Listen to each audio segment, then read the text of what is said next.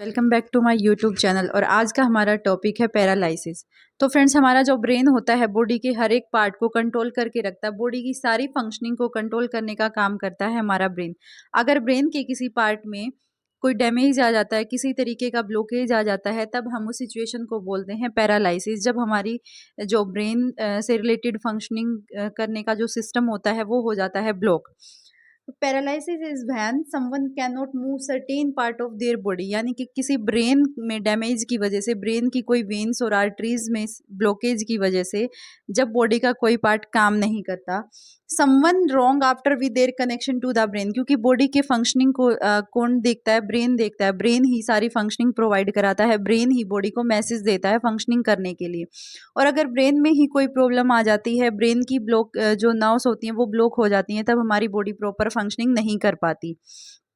It comes in many different forms. जो paralysis होता है डिफरेंट अलग अलग तरीके से आ सकता है, और ज़्यादातर ये लिम्स के अंदर आता है, यानी कि ये परमानेंट भी हो सकता है और कुछ टाइम के लिए टेम्परेरी भी हो सकता है। ज़्यादातर देखा गया है कि ये जो पैरालिसिस है वो लिम्स के अंदर सबसे ज़्यादा देखा जाता है, यानी कि पैरों में, उंगलियों में और हाथों में, जहाँ भी हमारे जॉइंट्स होते हैं वहाँ पे। अब कोजेज क्या क्या हो सकते हैं पैरालिसिस के? तो सबसे मोस्ट इंपॉर्टेंट कोज है स्ट्रोक। स्ट्रोक का मतलब होता है कि ब्रेन में कोई नर्व्स जो होती हैं उनकी ब्लॉकेज हो जाती है, वहाँ पे ब्लड फ्लो होना ब्लॉक हो जाता है, और तब जाके सिचुएशन आती है पैरालिसिस की।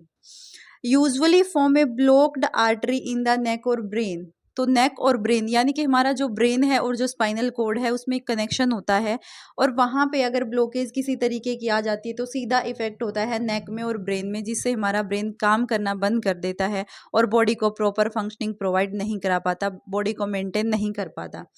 और दूसरे क्या क्या केसेस हो सकते हैं पैरालिसिस के? तो नर्व इंजरी हो सकती है, सेरिब्रल पैल्सी हो सकती है, यानी कि ये उस तरीके की बीमारियां होती हैं, उस तरीके की इंजरी होती हैं जो बर्थ से पहले ही, एट द टाइम डिलीवरी और किसी हार्मोनल डिसऑर्डर की वजह से जो होती हैं, उसमें भी जो ब्रेन है वो थोड़ा सा कम डेवलप होता है, उसकी डेवलपमेंट फुल नहीं हो सकती। फिर है brain and the spinal cord injury. ये डिलीवरी के टाइम में जब भी किसी छोटे बेबी को किसी टाइप की इंजरी हो जाती है, तभी भी उसको पैरालिसिस कंडीशन ही बोला। टाइप्स ऑफ पैरालाइज की, पैरालाइज कितने तरीके का हो सकता है, कैसे कैसे हो सकता है? तो फर्स्ट है कंप्लीट पैरालिसिस। कंप्लीट पैरालिसिस में पेशेंट की जो मसल्स पैरालाइज हुई हैं वो कंप्लीट फंक्शनिंग करना बंद कर देती हैं, और जो पेशेंट है उनको बिल्कुल हिला डुला नहीं सकता। सेकेंड है पार्शियल और इनकम्प्लीट पैरालाइज, यानी कि थोड़ा बहुत अपनी डैमेज मसल्स पे जो एरिया इन्फेक्ट है पैरालाइसिस से, उसको थोड़ा बहुत रेगुलेट कर सकता है, बिल्कुल थोड़ा बहुत, 5 से 10%। फिर है लोकेलाइज पैरासाइट। लोकेलाइज पैरासाइट का मतलब होता है एक पर्टिकुलर ऑर्गन में, जिस तरीके से फेसेस, किसी का मुंह टेढ़ा हो जाता है, किसी के हाथ काम करना बंद कर देते हैं, किसी के पाँव में हो जाता है, किसी को वोकल कॉर्ड यानी कि बोलने में परेशानी आ जाती है। फिर है फोर्थ जनरलाइज्ड पैरालिसिस। अब यहाँ पे सबसे इम्पोर्टेंट यही होता है जनरलाइज्ड पैरालिसिस, और सबसे खतरनाक भी होता है, जहाँ पे ब्रेन और स्पाइनल कॉर्ड में फंक्शनिंग की कमी हो जाती है, यहाँ पे फंक्शनिंग होना कम हो जाता है। तो जो जनरलाइज पैरालिसिस होता है उसके भी कुछ पार्ट्स हो सकते हैं। फर्स्ट है मोनोप्लेजिया। मोनोप्लेजिया में एक तरफ का हाफ जो पार्ट होता है बॉडी का वो डैमेज हो सकता है, यानी कि या तो एक पाँव हो जाएगा या एक हाथ हो जाएगा, इस तरीके से हाफ बॉडी का हाफ पार्ट। फिर है हेमीप्लेजिया। हेमीप्लेजिया में वन साइड बॉडी, यानी कि जो राइट साइडेड बॉडी है, हाफ बिल्कुल कंप्लीट डैमेज हो जाएगी, कंप्लीट पैरालाइज हो जाएगी। फिर है डाइप्लेजिया। डाइप्लेजिया यानी कि दोनों तरफ के हैंड्स, बोथ दोनों तरफ के हाथ हैं उनमें पैरालिसिस हो सकती है, उनकी फंक्शनिंग कम हो सकती है, उनकी फंक्शनिंग रिड्यूस हो सकती है। फिर है पैराप्लेजिया, यानी कि लोअर बॉडी, अब्डोमिनल, जो अब्डोमिन से नीचे जो बॉडी होती है, लोअर बॉडी होती है, कंप्लीट पैरालाइज हो जाती है। क्वाड्रीप्लेजिया, फुल बॉडी, यानी कि फुल बॉडी पैरालाइज होने के चांस होते हैं।